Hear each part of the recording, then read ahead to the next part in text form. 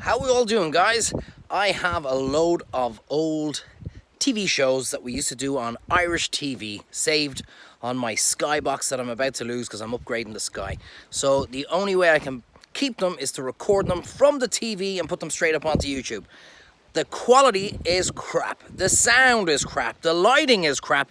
I talk in the third person all the time. But I tell you what, if you just keep an eye on what I'm actually doing, they're still amazing recipes and you'll learn a lot on how to cook.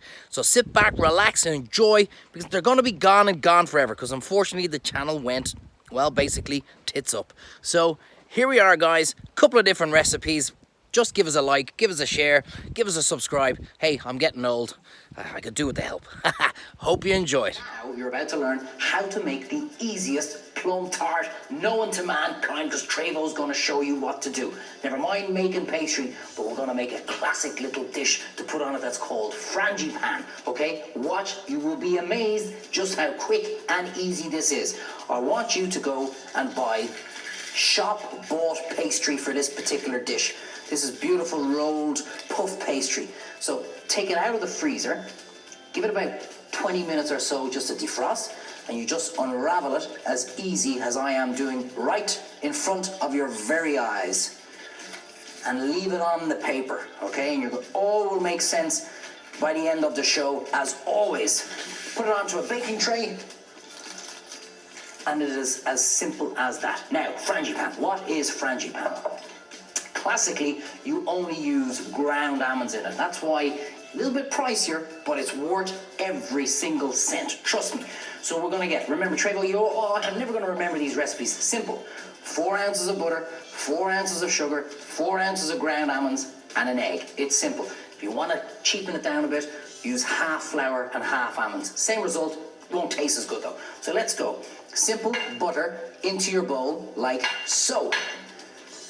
And I can tell you now, guys, well in advance, by the time I start mixing this, there will be a bit of almond around my board. And we put in 4 ounces of caster sugar. Now, our granulated sugar, it's fine, no problem. And this is what's known as creaming your sugar and the egg. So you put it in, and the butter. So put in your 4 ounces. This is what makes it lovely and sweet. So make sure your butter is nice and soft so the job is done easier. And if you say, oh, I love to make that tart that Treyvaud's on about, but the butter's hard, 10 seconds, microwave, bing, we're done. So put it in there and just cream in the sugar. Push the back of the spoon against until it's all mixed up.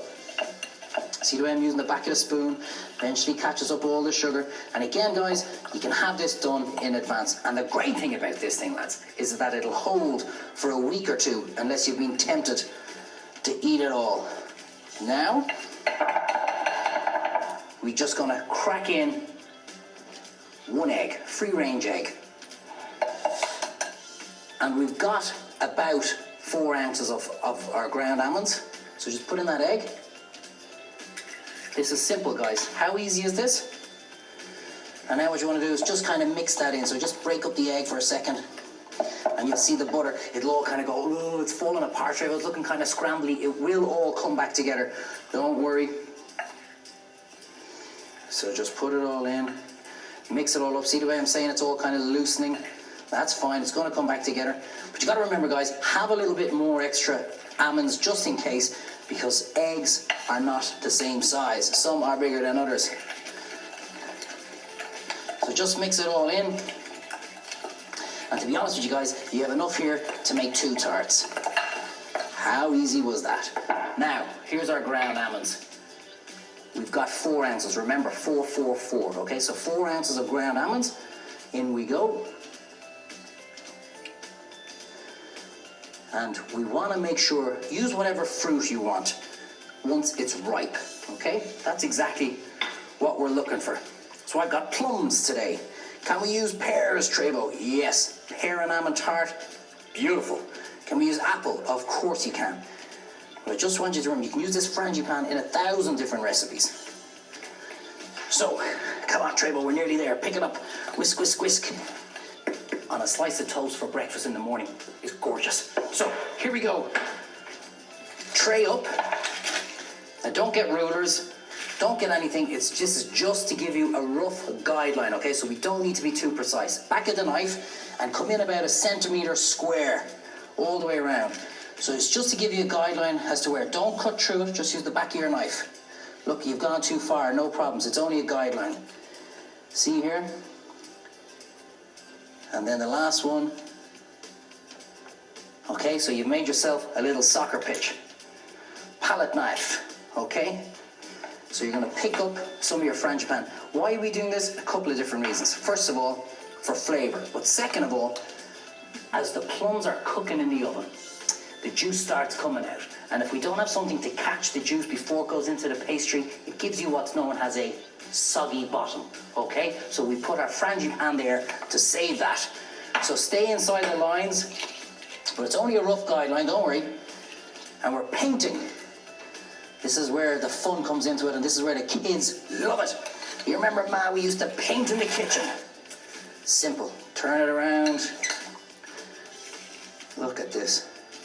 Absolutely beautiful. Try and stay inside your lines.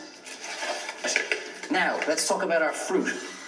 Let's talk about fruit, baby. Plum. Right down the middle. Look, what does that remind you of? That's where we're going, right down the crack. And we just pull it around, good sharp knife. Twist, there's the stone. Where's my spoon? Right in there, and you just scoop out the spoon, the stone. Now, this is where we get decorative. Right down the middle, so we're basically quartering the plums. And let's place it. So the pastry up here on the side is going to rise with a lovely little pastry crust while the frangipane and the plums are doing their thing. I'll put about a centimetre gap in between. This is so easy. And we're going to bake this, guys, preheated oven, 180 degrees, 350 Fahrenheit. And we are going to be left with the most beautiful plum tart. Last thing, a little sprinkle of demerara sugar just over the top, just to caramelize it. Pop it into the oven, guys. Take it out, 20-25 minutes. The pastry will tell you when it's ready. It'll be lovely and golden, and the plums will have sunk down, and the frangipane will have risen up, and you'll have made yourself a beautiful tart. So let's go in the oven. Job done.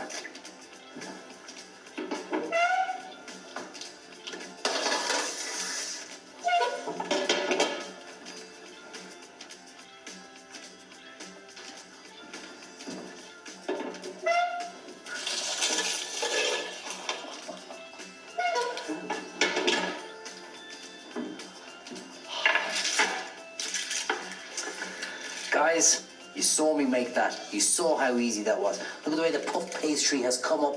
It's gotten all nice and crispy and golden.